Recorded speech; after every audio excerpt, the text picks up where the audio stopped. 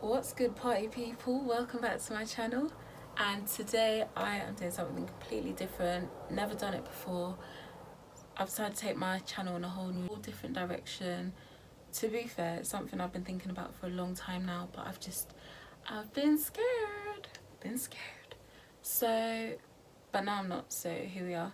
I am going to be giving you the best true crime content. Okay, maybe not the best because Eleanor Neal's alive, but I'll be giving you true crime, mystery, unexplained disappearances, mermaids, UFOs, all that shit and more. Before I start my video, I'm just gonna give a disclaimer. I do not mean any harm or disrespect to anyone I talk about that's involved in this case. It's just information I found on the internet and I've just compiled into a video through research, so don't sue me, please.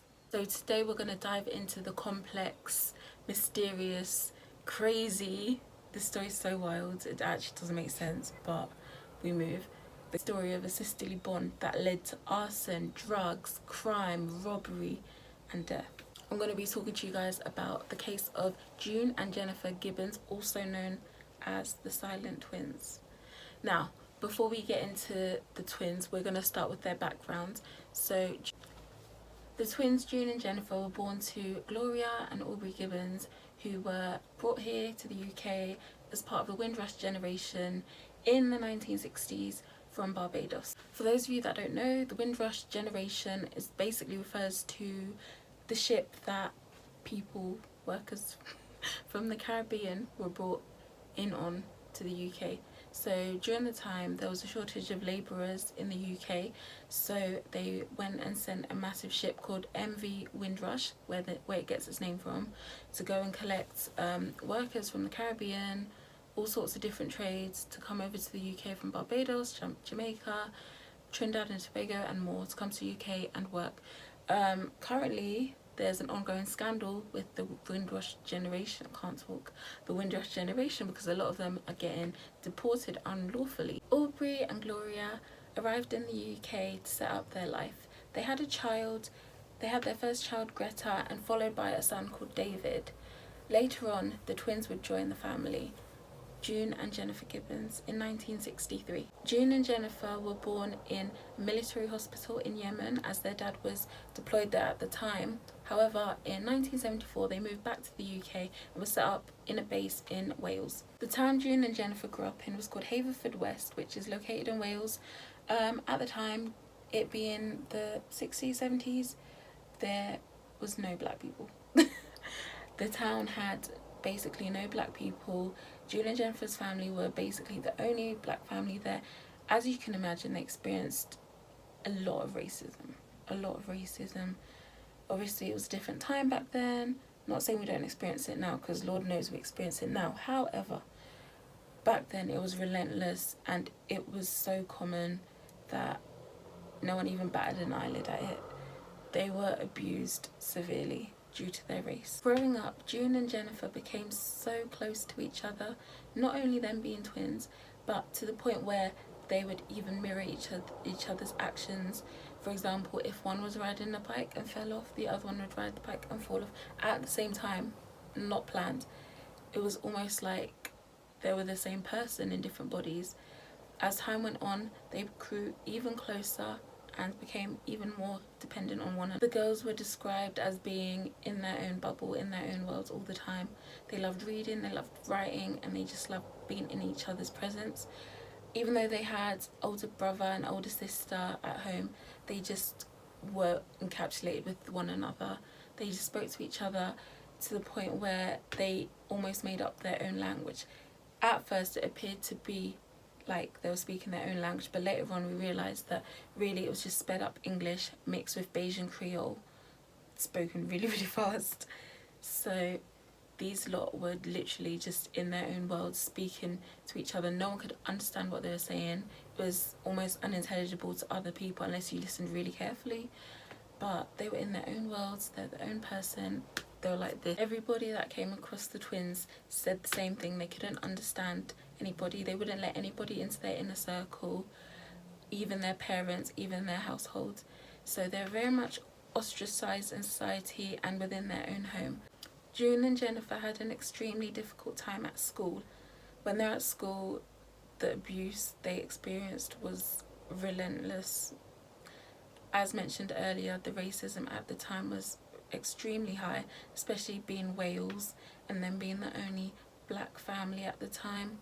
They were bullied so bad to the point where their teachers had to let them out from class like 5 or 10 minutes early, so that on the way home from school, when they were walking, they were not beaten up or harassed by other children, as this was a common occurrence for them after school. And even during school hours, the teachers tried to do what they could to separate the twins from the bullies. However, they were still bullied, literally to the point of being beaten up and coming home with bruises, all because of the colour of their skin. Not only that, how they spoke as well. To others, they were unintelligible, they couldn't speak, they weren't speaking English. The substantial racial abuse that the twins experienced at school caused them to become even more withdrawn and back away from society like never. At this point, authorities and people such as therapists and GPs started keeping an eye on the girls due to their behaviour. They saw their behaviour as being weird, to say the least. Like, the girls were literally only talk to each other, never talk to one another, anyone else, and no one could understand them. They were so withdrawn and passive in society. Their teachers and their parents and psychologists and therapists at their school began to worry about them. So they began to do several tests on them, just talking to them, trying to get them to talk, separating them for some time to see if they would talk, but this never worked. When the twins would be at home, they'll spend their time isolated in their rooms, writing novels, poems. They loved writing, they loved reading, they loved writing play scripts and performing them to each other just in their rooms. They'll spend all day in their rooms if they could, and if ever they wanted to like watch a movie or something, what they'll do is they'll write a note to their parents, and then they wouldn't even come out of their room to watch the movie in the living room. So they'll come out into the landing, and there'll be like a gap where you can see the TV from the landing, and that's where they'll sit and watch it. And then if someone was coming past, they'll literally sprint to their room so no one could see them, and that's how they were living at home with their own family. So what more, the general public? The girls would spend so much time in their rooms locked away writing romance novels and doing all sorts of things that it was almost like some sort of fantasy world for them. They were so out of touch with reality. They weren't talking to anybody or seeing anybody. They became so out of touch with reality. June and Jennifer were seen to by many therapists and speech therapists, language therapists, trying to get them to talk and trying to find the root cause of why their speech was impaired. Eventually they were diagnosed with selective mutism.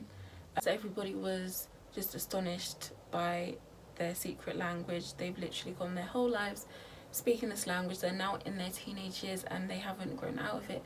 So they tried to get them the best help that they could. However, they were still the same. Nothing helps them. One of the therapists they went to was able to determine that the language they were speaking wasn't a made up weird little language between them, but really it was just English and Barbadian Creole and slang that was being spread up really fast, and that's why no one could understand them. However, if you listened close enough, you'd be able to somehow decipher what they were saying. Later on, the girls were transferred to a different school. They transferred to a school called Eastgate Centre for Special Education. While the girls were at Eastgate, the school tried to do several things to try and get them out of their shell, make them a bit more social and talk more. This was a residential boarding school, and they tried to do an experiment where they would put the girls in different schools. However, this didn't go well, as they would often find one of the girls in a catatonic state. She would just be there crying all day, not move, not even leaving to eat, go to the toilet, nothing, just in the same position, frozen. It was almost like they couldn't live without each other. So that experiment didn't work. So as a result, they had to now bring them back together. And when they were together now, it's like they started being at each other's throats. They started hating each other. I've got to add as well, before one of the girls moved away to the different school briefly, they left it up to the girls to decide who would leave and who would stay. And in that time, that's when they realised that these girls are at each other's throats, because during that time they had seen a level of arguing and just chaos between them that they had never experienced before. The girls were screaming at each other, shouting at each other, beating each other up, trying to decide who should go and who shouldn't go. It was almost like those two girls that were once so close have now become arch enemies, and no one knew why. However, when one had separated to go to the other school, they couldn't live without each other. So because this experiment of separating the girls didn't really work, they just became catatonic, even worse, even more withdrawn. I don't know if you can even imagine being more withdrawn than they already were, but it happened. They became even worse. They'll never talk to anybody, so the school made the decision to bring the girls back together. They brought the two girls back together. They were still at the same school, Eastgate. However, they were in different classes, so they're still a bit separated. But the experiment of taking one to a completely different school, it didn't work. So they were brought back together. However, staff did describe their relationship as being controlling. However, but it was unclear who was controlling who. A woman called Marjorie Wallace, who was a journalist and mental health advocate, came into the girls' lives around this time. She would try and talk to them, interview them, and over time she just remained in their life and became a constant person in their life. And I feel like out of many people, she was one of the people they felt happy to talk to. Well, happy to talk to, kind of. And yeah, just share their feelings with her. She later went on to write a book about them called The Silent Twins. And the girls left the school. They had finished school and returned back home to Wales. Their bond remained the same. The school did nothing for them in terms of improving their mental health, improving how they interacted with themselves and others. They were the same people, if not even worse. However, now they hated each other more than anything. They would spend time writing in their diaries how much they despised each other and how much they wished one of them would just leave or die. So at this time, the girls were just at home and they would spend their time writing their poems and whatnot, writing bad things about each other. They still didn't interact with their family too tough. They still weren't really seeing their family. They didn't have a social life until 1981. In 1981, the girls became close with a group of boys from America. It said that they met them at their school, Eastgate Centre. These people were from America, and apparently they weren't really a good crowd to be around. They would roam around the streets committing crime, burglaries, arsons, theft, all sorts of crime. So June and Jennifer became really close with these two guys and would literally run the streets with them, committing all sorts of crimes. It's almost like all these years of being withdrawn and reclusive, they just snapped out of it one day in 1981 and decided, yeah, I'm going to live a life of crime and disruption. And that's what they did. So they went on a crime spree that lasted a little while. They just suddenly projected outwards, out of themselves, and they were roaming the streets, stealing, setting things on fire, having sex, doing drugs, all things that you wouldn't imagine them doing before because of how they grew up. This crime spree of theirs would soon come to an end when they were caught red-handed trying to light Pembrokeshire Technical College on fire. They were trying to light up the college, but the police got there on time and they were caught and they were arrested under the Mental Health Act. In 1982, the girls pleaded guilty to 16 counts of theft and burglary and were sentenced indefinitely to Broadmoor Hospital. June and Jennifer were the youngest ever patients to be admitted to Broadmoor Hospital. If you don't know about Broadmoor Hospital is the most notorious hospital for the criminally insane in the UK. It hosts the likes of Peter Sutcliffe, also known as the Yorkshire Ripper, and many other violent criminals who have committed heinous crimes, mad crimes. That's where they all put them, and that's where they put these two women. So during their time now at Broadmoor, they still kind of hated each other. They were kept separated, obviously. They would barely see each other. During this time, they were diagnosed with schizophrenia, so they were heavily medicated most of the time.